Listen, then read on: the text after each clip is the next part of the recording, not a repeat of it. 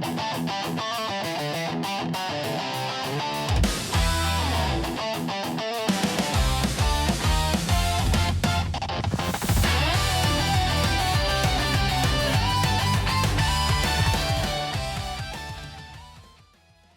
we have come to it. We are now here. But first, introductions. Hey everybody, I'm Cortez, and I'm a critic, and welcome back. We are on the verge of concluding this lovely arc of the 2026 NFL Draft recap. We are down to two teams. We're in the last division, the NFC West, and the team we'll be talking about today is the defending Super Bowl champion, Seattle Seahawks. And like I was contemplating earlier, is we are at the point where every defending Super Bowl champion, when it comes to the draft, must address, I think, three crucial points. Who are we replacing? Retirement, free agency, we can't keep them, we don't have the money, what have you. Two, the players we get, how quickly can they get involved, and do we need to address something very needy to get us back to where we were last year and hosting the Vince Lombardi Trophy? And number three, was last year a fluke? Was last year a fluke? Can we make it again? How much are we investing? Is there still that pressure? Because this time last year, I don't think anybody was thinking of Seattle's draft class of any kind to be what they are last year, Super Bowl champions. So that's surprising. Remember, Sam Darnold was a quarterback, and we're all like, ugh. So, yeah. So let's talk about the Seattle Seahawks draft class. Can they get it back to the Super Bowl? Let's talk about it.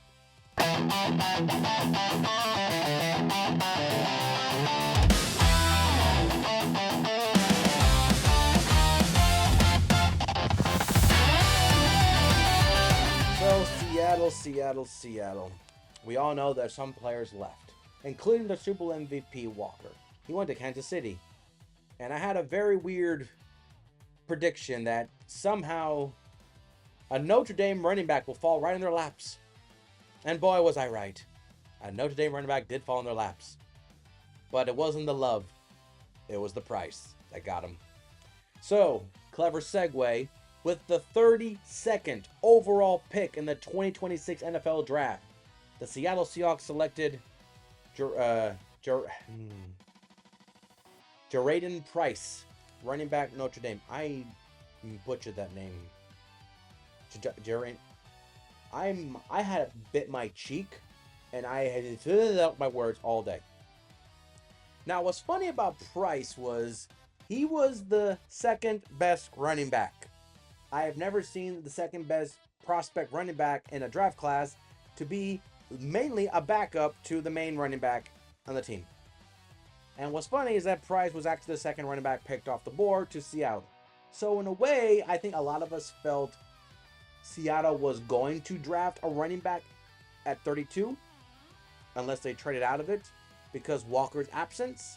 And even though Walker was the MVP, it was a two-headed monster they had, even though they did have injury and now one's gone, so they need to address it. But Zachary Chabanet is the guy, while Price is the backup, but it was a two-headed monster last year with Walker and Zach, so I believe it will be that way again.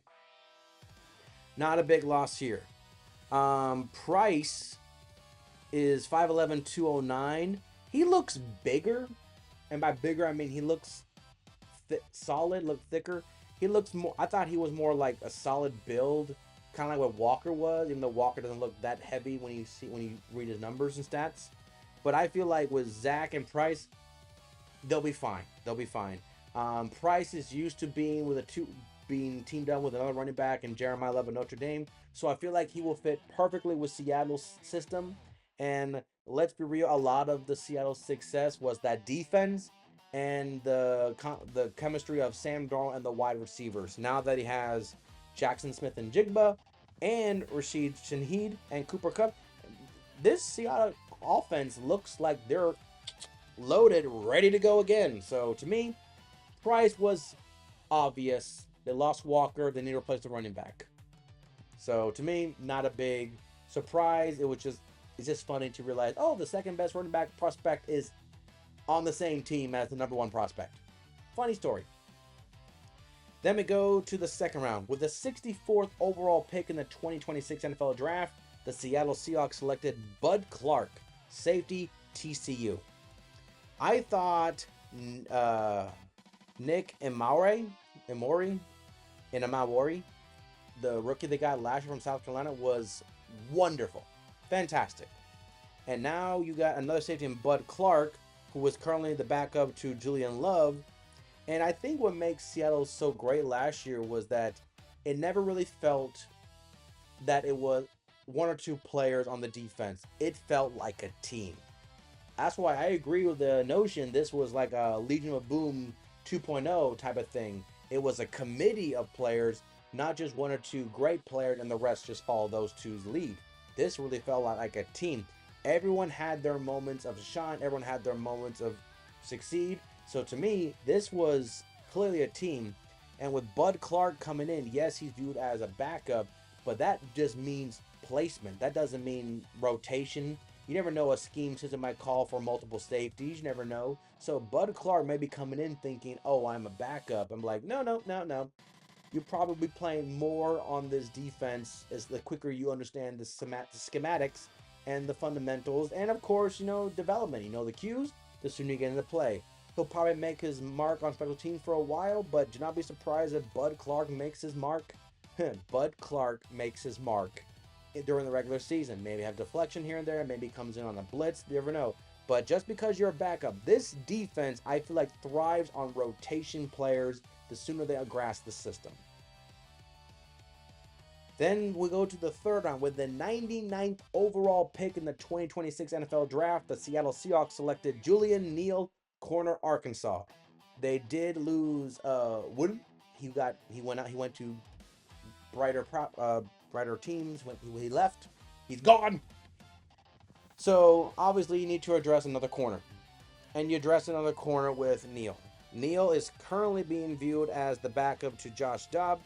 Same thing with Bud Clark. Don't let your backup spot on this defense dictate anything. Yes, you are a backup, and depends on situations. You might be a backup for more times not. Make your mark on special teams and work your way up. But you never know, they might need extra corners. So the sooner you grasp the system, the sooner you understand your placement, you might be on the field faster than you think. Just learn, develop, and I believe both Clark, who was the 8th best safety, and Julian Neal, 6'2", 203. Yeah, Rick Woolen leaving.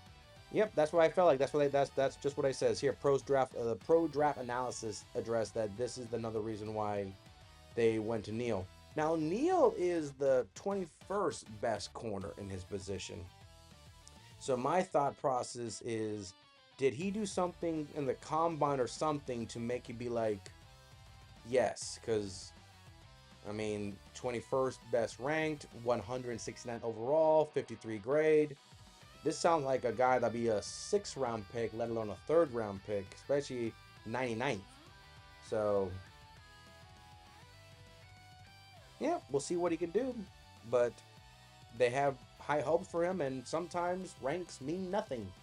Sometimes the tape dictates us all. To the 5th round we go. With a 148th overall pick in the 2026 NFL Draft, the Seattle Seahawks selected Bo Stevens, offensive guard, Iowa. I love my Big Ten offensive lineman, one of the best prospects out there.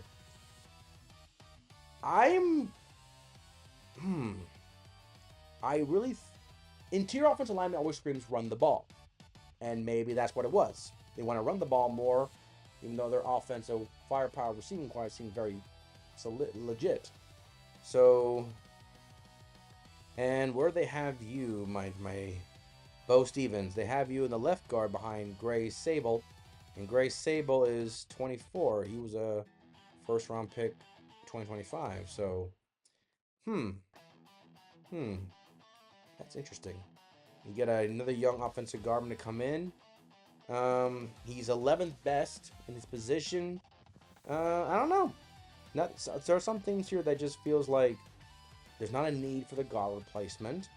Guard wasn't the top. Was offensive tackle was one of your top needs, but offensive guard was not, and you're clearly not going to move him to tackle. So there must be something with his intangible and technique that just feels like we want him, but we'll put him here. But maybe he's meant to be somewhere else on the offensive alignment, but we just kind of want him in the building, and then we'll dictate his future as the season progresses and his career develops. Sometimes you do that. Sometimes that's why I always feel like when you win a Super Bowl, it's like, so what can these rookies really do to make you guys go back to it, especially when a lot of the core pieces are still there? Quarterback, receivers, defense. Yes, coaches are gone, so that's always that question. Coaching matters. But I don't know. The guard pick felt like, all right, you see something there. You're gonna develop him. He's not really a need, but all right. Then we go to sixth round with the 199th overall pick in the 2026 NFL Draft. The Seattle Seahawks selected Emmanuel Henderson Jr., wide receiver, Kansas. Okay.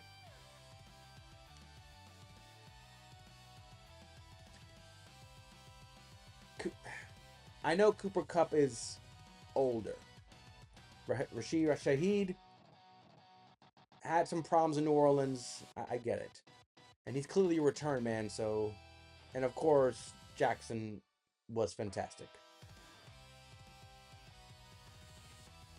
Henderson is viewed as the 37th best receiver in the prospect, 274th overall, 43rd grade. He ran a 4.4440. So my guess is you saw the athleticism and felt like, which I've heard from all the coaches, no criticism. You can't teach speed. Speed is something you can't teach. You can't. And sometimes, God forbid, you're born with it. And sadly, when I picked my character of my life, I chose strength over speed. My mistake. My mistake. In hindsight, I would prefer speed, but we a weak little baby. But now I chose strength, so now I can, lift things and pick up things and become a good home nurse and help the elderly that fall, and I can pick their bodies off the ground. I can move cinder blocks with my bare hands. I can do yard work, even though I hate it. So basically, I chose to be Hercules instead of the Flash. Can't redo my make my own can't remake my MMORPG character, can I? I chose strength over speed. Hindsight, man, hindsight. Go with speed. So my guess is Emmanuel's speed is the reason why he got the job, and the rest would be like, we'll find a spot for him. We'll find a spot for him. Then we go with the last three picks, all in the 7th round. With a 236th overall pick in the 2026 NFL Draft, the Seattle Seahawks selected Andre Fuller, cornerback, Toledo.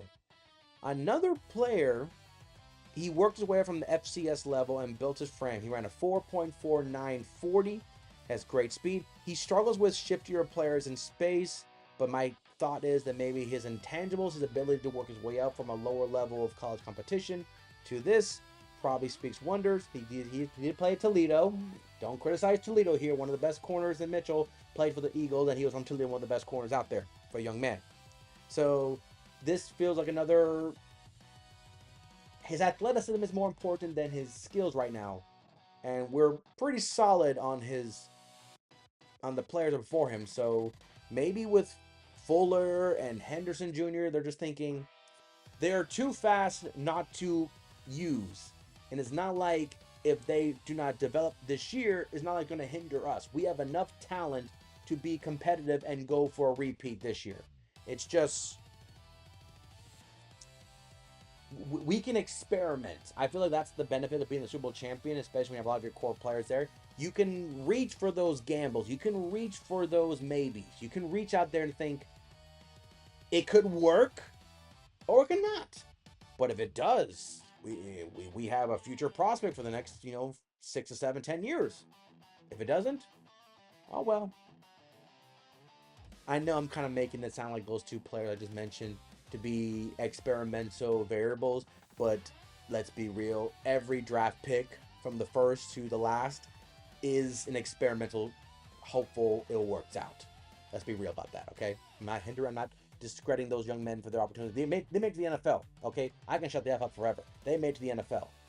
And a lot of them, they did it with pure athleticism. Sometimes that's not enough, but they did. And they're on a team that could literally have a chance to repeat as champs, and they could literally have the rookie season with a ring. Then we go with the 242nd overall pick in the 2026 NFL Draft. The Seattle Seahawks selected Devin Eastern, defensive tackle, Minnesota. 6'5", 315, big frame, but lacks great hand usage.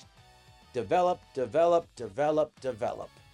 It says the pro draft analysis states that he has great intangibles, great size, and then they start talking about he has struggles with his hands and placement. He struggles to keep off the block. Sometimes he needs to improve his footwork. So all it tells me is that this is another prospect that a defending Super Bowl championship team would select to develop for the future, not so much now. So Devin, 6'5", 315, that's a good solid frame. Minnesota, no disrespect to Minnesota, but okay. And yeah, development project, it happens. And then we conclude. Man, they really went over. They went triple dipping for corners here. With a 255th pick in the 2026 NFL Draft, the Seattle Seahawks selected Michael Dansby, corner, Arizona. There's no intangible for this man, but according to the pre-draft analysis, on film he displays good speed, but not an elite level. He has been beaten vertically by faster receivers on occasion. Does a good job at staying on top of receivers in coverage, trying to keep everything underneath. He plays the effort to make up the ground. He gets beat initially. His angle around receivers to avoid contact and play to the contact point. However, he has drawn multiple pass interference penalties for being too aggressive at the top of his routes. What's the word of the day? Project player, development, intangibles, greatness. Let's see if I can find what his physical attributes are. Dempsey. Well, I don't see you on the project depth chart, my dude. But, yeah, project player development. This is the price of being a Super Bowl champion. A lot of your players are still there. So you can experiment and hopefully you can develop. You have time. And that is the defending Super Bowl champions playbook. Players I'm most excited about.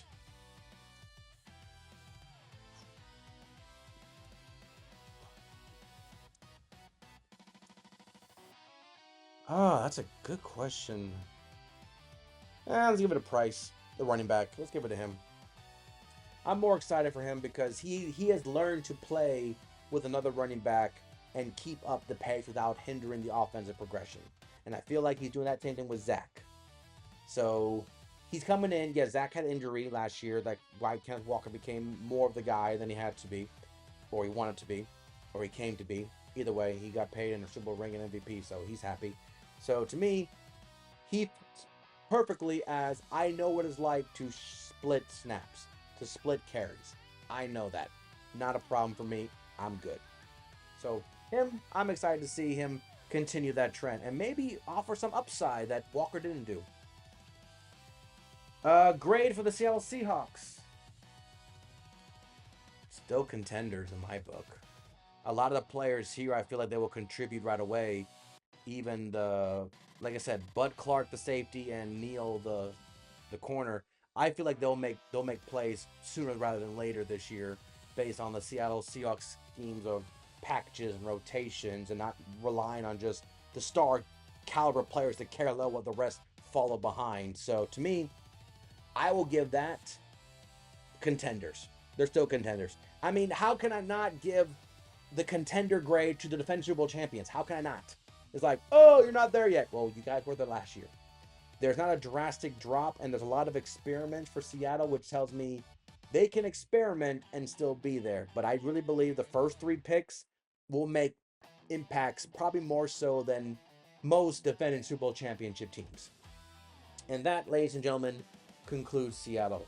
We are down to one last team. We'll conclude this whole journey with the LA Rams. And they are clearly the favorite. They cheated, but they're the favorite. But that's next time.